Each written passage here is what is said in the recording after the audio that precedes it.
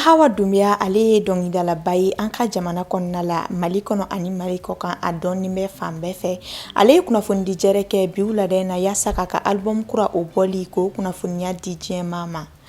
NFTV jabarani filɛbagaw ni ye bi kunnafoni la kumabaw ye. Ni Ala sɔnna ma an bɛna dɔwɛrɛ fara min kan k'o lase aw ma bi don kibaru kɛnɛ kɔnɔna la. Aw bɛɛ ni su a y'aw bisimila sɔni an bɛna o kunnafoni ninnu walawala aw ye.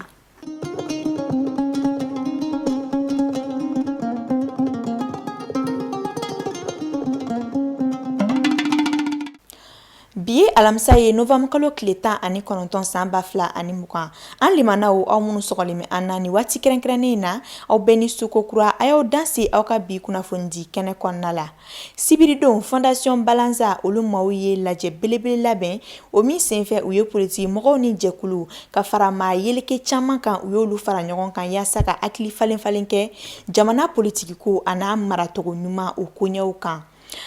Musa Makan Kamara ale ɲɛfɔli jɛlenw kan ye Tijani Siribe ale ka kuma galama la. Bi lajɛ kun ye ka parti politikiw ani mouvement ani association ani mɔgɔ yelekew ko sugandi u ka kuma réforme politique institutionnelle yɛlɛma min kan ka don politique ko la ani yɛlɛma min kan ka don institution na janko Mali bɛ taa ɲɛ cogo min a yɛrɛ y'a dɔn Mali bɔra lahalaya min kɔnɔ na réforme manqué a foyi tɛ ɲɛ puisque a bɛ départ y'o de or o yɛlɛma tɛ se ka kɛ ni parti politikiw tɛ ni association tɛ ni mouvement tɛ donc wele kun ye de k'u hakili jagabɔ réforme ninnu sani fangatigi k'u wele sani famaw k'u wele u b'u hakili jagabɔ ka falen falen kɛ bi kɛrɛnkɛrɛnnenya a bɛ mun kan a bɛ yɛlɛma ninnu u kan ka kɛ wagati jumɛn u kan ka kɛ transition kɔnɔ wa ou bien u kan ka kɛ transition banna u b'u hakili jagabɔ la n'a kan ka kɛ sisan yɛlɛma jumɛn ka kan ka kɛ fɔlɔ ka da ɲɔgɔn kan u bɛ da ɲɔgɔn kan cogo di n'o o bɔra yen ayiwa a ka kan ka kɛ temps jumɛn kɔnɔ chronogramme n'o bɔra yen a kan ka yɛlɛma in kan ka kɛ cogo di. Est-ce que le gouvernement de Bakewa, le gouvernement ni parti politique ou de Bakewa, le gouvernement ni parti politique ni société civile de Bakewa, a aucun cas que chodi ou des pilotages. Donc bi kunafoni bodeka. Ni a kalo damadama ye Mali kɔnɔna la an ka bolifɛn min bɛ n'o ye jamajɛ bolimafɛn ye n'a bɛ wele ko mototaxi ale carilen don Mali kɔnɔna la kɛrɛnkɛrɛnnenya la faaba fantan ani naani bɛɛ la ni bolimafɛn ninnu buguni o bɛ se ka na ni nafa jumɛn de ye a tabagaw kan ka fara o kan a bɛ se ka na ni kɔlɔlɔ jumɛn fana ye an ka jamana kɔnɔna la an ka jɛ ka ni ɲininkali ninnu jaabi k'o lajɛ Aminata Daɲɔn ale ni Tijani Siribe olu ka ja sɔrɔlenw na. Bamako jamajɛ bolimafɛn cayalen don kosɛbɛ ni wagati laban ninnu na i n'a fɔ sotaramaniw, taxiw, katakatani sen sabaw dɔwɛrɛ farala olu kan tuguni ni o ye mototaxi ye. Mototaxi ɲɔɲɛlen don kosɛbɛ n'i y'i kun bɔ yɔrɔ o yɔrɔ i ni dɔ bɛ bɛn wa suguya bɛɛ lajɛlen bɛ a la. Mototaxi yɛrɛ nafa ye mun ye? Nafa min bɛ mototaxi la a nafa fɔlɔfɔlɔ ye mun ye teliya b'a la ne mɔgɔ minnu b'a ta ka t'u ka yɔrɔ la a sɔngɔ ka nɔgɔn o ye filanan ye tuma dɔ la embouteillage bɛ kɛ sirabaw kan kosɛbɛ moto taxi ale bɛ se ka bɔ kosɛbɛ ka tɛmɛ mobiliw kan quoi o la i bɛ se i seyɔrɔ la joona ka sɔrɔ i ma su ma ko i la i ma musaka caman bɔ bon moto taxi a nafa dɔ y'o ye. Bon nafa bɛ moto taxi la nafa b'a la a nafa a bɛ se ka i ka yɛlɛma don a ka fisa n'i sigilen fɔlɔ parce que mɔgɔ a ko c'est le travail qui assure l'indépendance donc mɔgɔ i ka k'i yɛrɛ il faut a ka sɔrɔ i bɛ baara dɔ la donc n'i bɛ baara kɛ k'i bɛ dɔ sɔrɔ a la o baara in ka di ne ye trop n'i bɛ dɔ sɔrɔ baara bɔrɔ la i b'o minɛ ni bolo fila de baara in dɔɔni bɛ sɔrɔ a la kɔni ka fisa n'i sigilen. Ne ye école de n ye faculté de langue de kɛ n tilal'o la baarako la Mali la bɛɛ b'a dɔn a ma nɔgɔn donc n taara teliman na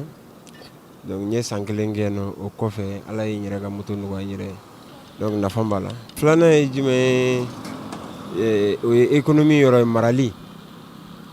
bi ne bɛ se k'a fɔ alihamdulilayi an ka fisa yɛrɛ alihamdulilayi moto taxi ka fisa an bɛ fɛn caman sɔrɔ a la tile kɔnɔna na i bɛ se ka wariw sinafɔ i bɛ se ka 3,000 sɔrɔ i bɛ se ka 2,000 sɔrɔ i bɛ se ka 1,000 sɔrɔ. Baara o baara gɛlɛyaw bɛ a la wa ni a bɛ ka caya fana dɔ bɛ bɔ a nafa la ɲuman bɛ a la juguman b'a la. A baara dangereux ye jumɛn ye accident ya o y'a baara gɛlɛmayɔrɔba ye o ni taxitigiw fana mobilitigi dɔw t'an jate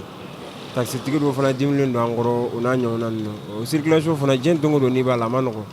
i bɛ don o don i bɛ moto sanfɛ i bɛ sira sanfɛ o yɔrɔ kɔni tiɲɛ la o kɛ ma k'an jɔrɔ kosɛbɛ. Sisan client ko ka suma wari tɛ sɔrɔ sisan kosɛbɛ i n'a fɔ fɔlɔ parce que moto taxi cayara a sugu bɛɛ b'a la donc dɔw bɛ ka baara kɛ u tɛ ka prix ko ɲini sans savoir baara in yɛrɛ i bɛ se ka kɛ ka nafa jumɛn de sɔrɔ a la dɔw bɛ mɔgɔ ta 60 dɔw bɛ mɔgɔ ta 50 bon en fonction u tɛ distance ko yɛrɛ jate a la dɔw bɛ u donna a la u tɛ quartier ni ɲɔgɔn cɛ distance dɔn bon anw dun ye anw mɔgɔ fɔlɔw anw b'a dɔn baara in kɔnɔ n'i ye nin kɛ n'i ye distance boli n'i ye nin k'a la i bɛ nin sɔrɔ la i bɛ nin sɔrɔ la hali n'i ka bénéfice ma caya mais f'i ka dɔɔni fana sɔrɔ a baara kun d'o ye baara kun tɛ k'a fɔ k'i bɛ moto ta ka boli ten essence kama 60 50 la n'i ko k'i bɛ boli n'a ye tile kɔnɔ tile bɛ ban ka sɔrɔ essence min jɛni m'o wari sɔrɔ essence litre yɛrɛ o ka ca ni 60 ye fɔlɔ o bɛ fɔ 100 ni kɔ de donc a ma nɔgɔ o degun bɛ anw kan kosɛbɛ. Minnu wulila kɔsa in na parce que n bɛ segin a kan tuguni k'a f'i ɲɛna minnu ye motoko in daminɛ ni société min ye o sociétéw parce que Mali kɔnɔ yan nɔ n'i ye ko dɔw daminɛ mɔgɔ dɔw bɛ don a la o ye kelen filanan fana na ni société ma sigi ka ɲɛ kosɛbɛ maa minnu bɛ bɔ société kɔnɔ parce que n'i ye ko société a ka gɛlɛn dɔɔni maa minnu bɛ bɔ société kɔnɔ n'olu bɔra société kɔnɔ olu tɛ baara wɛrɛ dɔn o kɔ u b'o kɛ bon i ye ɲininkali min kɛ sisan nɔ k'a fɔ ko mɔgɔ minnu bɛ wuli ka plaque k'u ka fɛn na bon ça c'est brouillard sur le Pacifique hali n'i tɛ société la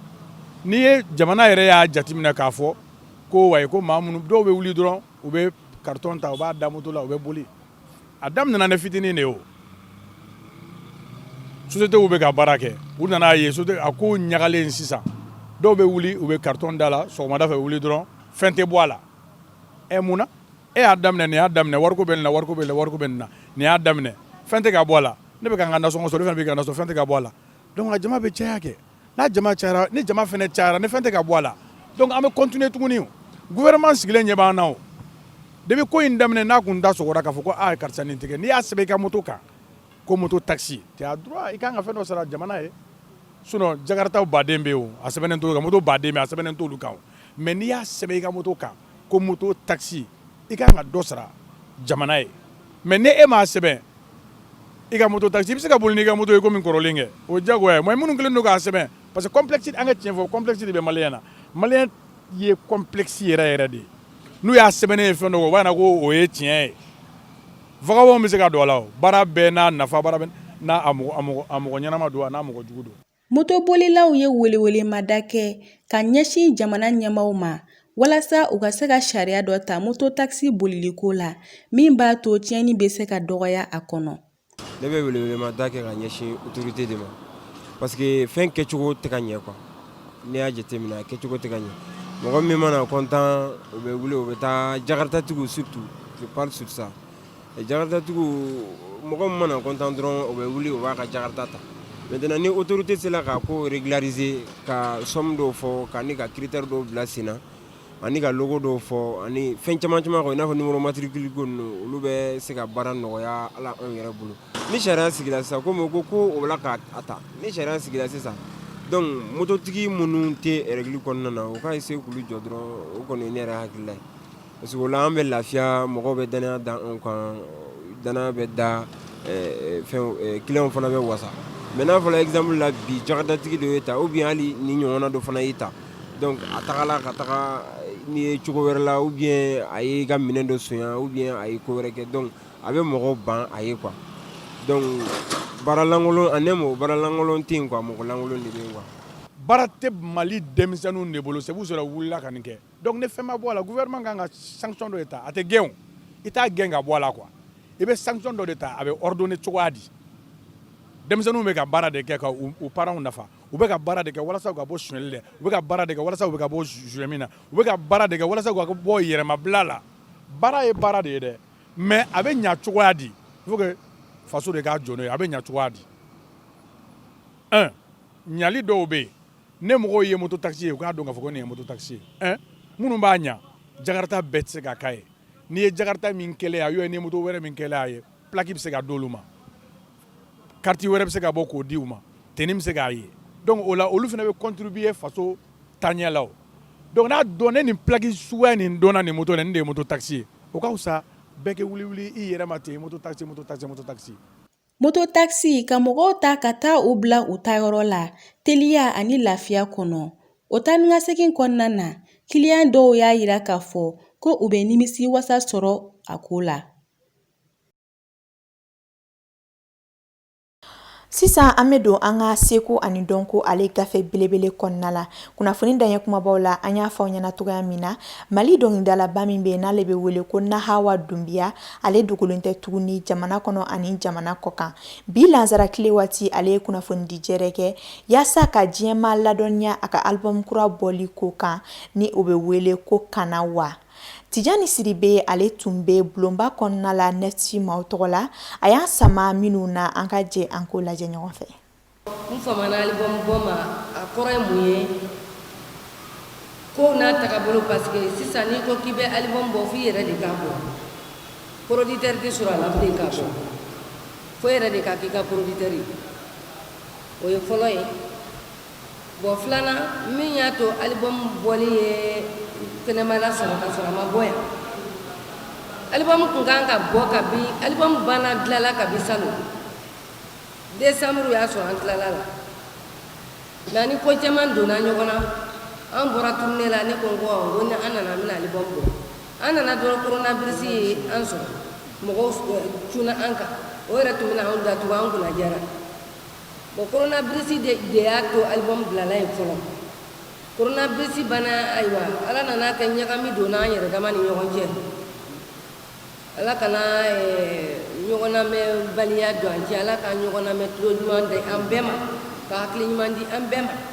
o ɲagami de y'a to an ye album bila fɔlɔ Kanawa bon an ko Kanawa parce que n y'a ye mɔgɔw bɛ sa ji la cogo min na kisɛ bɛ ci mɔgɔw la cogo min na u bɛ sa Sahara kɔnɔ cogo min na ne b'a kalama parce que ne y'a dɔn cogo di k'u bɛ sa Sahara kɔnɔ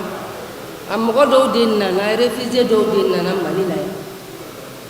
ni Aminata y'u wele so Aminata Dramane Traoré ne ni Aminata delila ka voyage kɛ an ye Italie kɛ ka Paris kɛ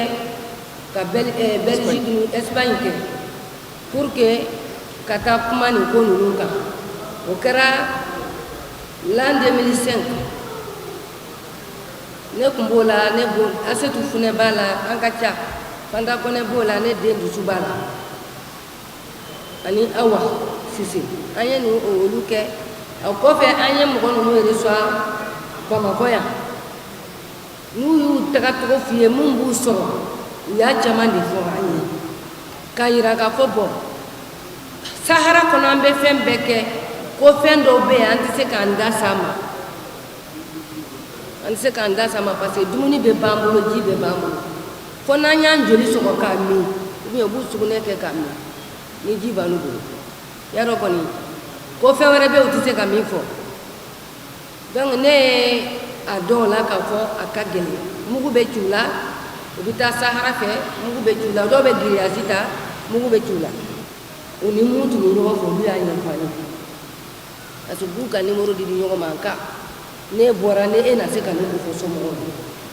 donc ne ye nin dɔn ka di o waati bon n y'a ye a tɛ dabila la komi an ye voyage k'a kama ka réunion baw k'a kama ani tubabuw donc sisan ne fana Kanawa n'i ma ɲa tagali kɔ mun b'aw bila tagali la u ko baarantanya de b'an bila tagali la mun b'aw bila tagali la so kono kungo de be an bila tagali la mun b'a bila tagali la ko ɲɛ gwa de b'u bila tagali la n fana ko n'an ma ɲa tagali kɔ a ye sira ɲuman ɲini a ka taa o fɛ mɔgɔ caman tora ji la n ko mɔgɔ caman sara giraji la mɔgɔ caman sara sahara n y'o de fɔ dɔnkili in kɔnɔ.